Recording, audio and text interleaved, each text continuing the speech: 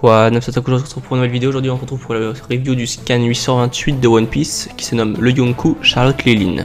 On se retrouve avec une première page en couleur qui représente le prochain film One Piece Gold. Si vous voulez voir une analyse du teaser que j'ai déjà faite, je vous mets un lien juste au-dessus. Donc ensuite on commence le chapitre avec Luffy et compagnie qui sont en train de naviguer sur les territoires de Big Mom.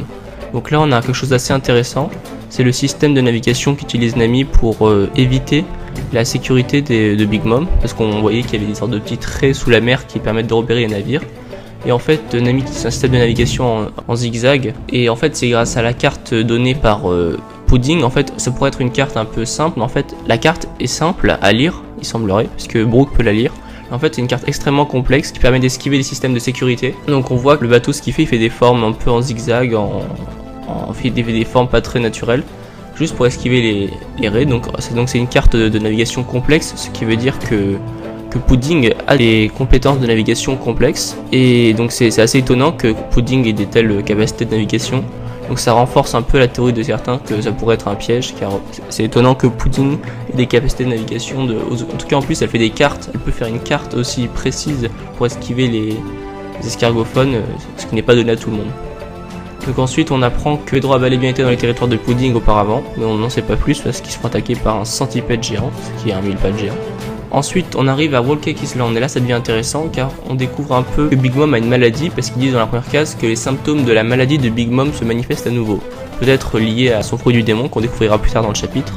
Donc en fait là elle demande un croque-en-bouche, qui est une sorte de gâteau avec plein de choux à la crème. Et ce qui est intéressant, c'est que les choux à la crème ne sont pas juste de typiques choux à la crème, parce que ce sont bel et bien des êtres vivants, parce qu'ils disent que les choux à la crème sont des touristes et qui sont dans un hôtel de la capitale, et en fait ils sont bel et bien vivants.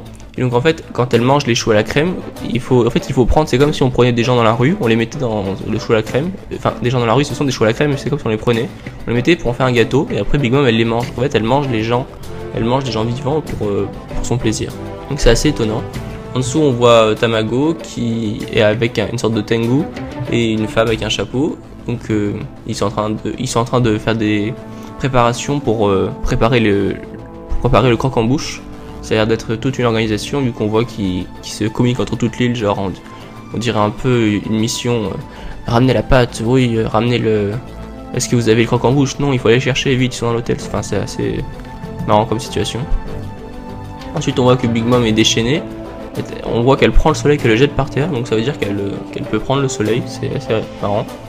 Ensuite en dessous on voit d'autres personnages, qu'est-ce qu'on voit? Et oui, on voit enfin ce qui semblerait être un reptilien. J'ai parlé dans beaucoup de mes théories des reptiliens, et là on a un crocodile, donc ça pourrait être un reptilien. Après peut-être c'en est pas un, mais il y a de fortes chances que ce soit le premier reptilien qu'on voit. On voit aussi le Tengu, on voit quelqu'un qui ressemble à un Tontata, parce qu'il est petit, il a une queue comme les Tontata, ça pourrait être un Tontata. On voit encore la femme au chapeau, et un homme avec un grand crâne, qui me fait penser aux bonhommes qu'on voit sur la lune, sur les pirates de l'espace, lors des mini-aventures avec Kenner, il me fait penser aux pirates de la lune. Enfin, c'est des pirates de l'espace qui sont sur la lune. Et il y a un reptilien, ce qui est intéressant. Ensuite on voit une scène digne de King Kong, on voit Big Mom qui est sur son propre palais. Ça fait penser à la scène lorsque King Kong est sur l'Empire State Building. Là c'est pareil, c'est Big Mom qui est sur son palais, le dévore, c'est vraiment une scène incroyable.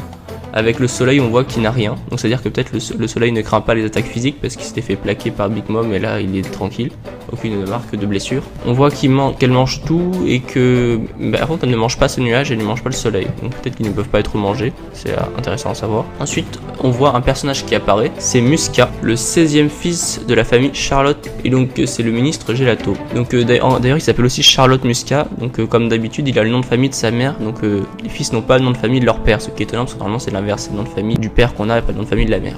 Donc Muska qui est comme le vin, c'est le nom c'est un nom de vin, et il est marrant parce qu'on est dans le pays de la glace, des glaces, et lui sa coupe de cheveux c'est comme une sorte de sorbet vanille chocolat avec double couleur, et son sabre je trouve vraiment sympa parce que le manche de son sabre c'est un cornet de glace, et je trouve le design du sabre assez sympathique. Donc voilà, il est pas mal comme personnage, même un personnage qui ne restera pas très longtemps apparemment, et il est assez sympathique. Et donc Big Mom s'énerve, et elle est tellement folle de rage dans une crise, je ne sais quoi, que même si c'est son fils, elle est sur le point de le tuer. Elle dit un bonbon ou la vie.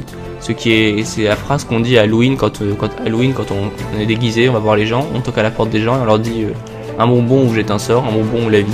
ça fait fortement penser aux phrases qu'on dit à Halloween. D'ailleurs, on pourrait voir là une sorte de sorcière en Big Mom, une sorcière qui demande des bonbons aux gens, donc voilà, Halloween. Donc ensuite, on voit des gens, on voit une femme qu'on apprendra plus tard que c'est sa sœur parce qu'elle dit non, mon frère. Donc en fait, donc c'est une des filles de Big Mom, et les autres, je sais pas si ce sont des fils de Big Mom, mais peut-être. On voit qu'il y a une certaine diversité parce qu'elle a des cornes. Donc il y a vraiment plein de fils différents. Donc ensuite elle utilise son pouvoir. Et donc quelque chose s'enlève de son corps. Ça n'a pas l'air d'être son âme. Mais ça ressemble un peu au pouvoir de Gecko Moria qui permettait de prendre quelque chose dans le corps et de le mettre ailleurs. Parce que c'est sans doute ça qui donne vie à tout ce qu'il y a sur l'île. Elle doit prendre ça du corps et le donner aux objets dans l'île. Un gars dit Musca, calme-toi, si tu paniques elle absorbera ta durée de vie. Donc en fait, alors plus tu paniques, plus elle prendra ta vie. Et donc elle prend ça de sa vie et après elle dit 40 ans. Donc il semblerait que ce soit 40 ans, c'est ce qui lui restait à vivre. Donc elle prend, ou peut-être ce qu'il a vécu. En tout cas elle prend sa vie et elle le tue. Donc c'est vraiment un pouvoir assez badass parce que tu peux one shot qui tu veux avec ça. Tu peux, personne ne te résiste avec un tel pouvoir. Peut-être qu'il y a des conditions qu'on connaît pas encore qui sont un peu spéciales comme le Death Note où il faut savoir le nom et le visage de la personne pour pouvoir lui enlever sa vie. Peut-être qu'il y a des conditions, voilà. Et peut-être comme les dieux de la mort dans le Death Note, toutes les vies qu'elle prend, elle peut se les mettre en elle et après elle a 40 ans de plus dans sa vie et après elle est quasiment immortelle. Ou peut-être qu'elle peut pas se les mettre en elle et que les mettre dans les objets, genre les vies qu'elle prend, elle peut que les mettre dans des êtres inanimés et pas des êtres vivants, ce qui serait moins cheaté. Donc elle a tué son propre fils, donc on voit vraiment qu'elle est inarrêtable et qu'elle n'a même plus de sentiments pour ses fils. Ensuite on voit Jinbei arriver sur un requin-baleine qui arrive avec un croc en bouche qui est bel et bien vivant. Et en plus Jinbei qu'on attendait depuis assez longtemps. Enfin moi personnellement j'attendais pas depuis longtemps parce que moi c'est un personnage qui fait partie de mes préférés.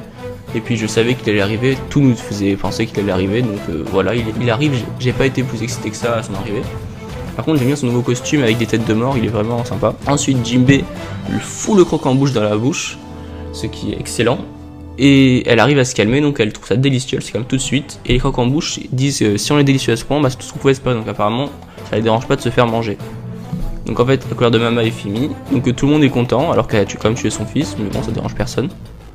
Et elle se cale d'ailleurs son chapeau, elle a un Jolly Roger dessus qui n'est pas son Jolly Roger, la tête de mort, elle n'avait pas d'œil dans les orbites auparavant, et là dès que sur cette image là, on voit il y a des yeux qui observent Jinbei, donc je sais pas ce que c'est.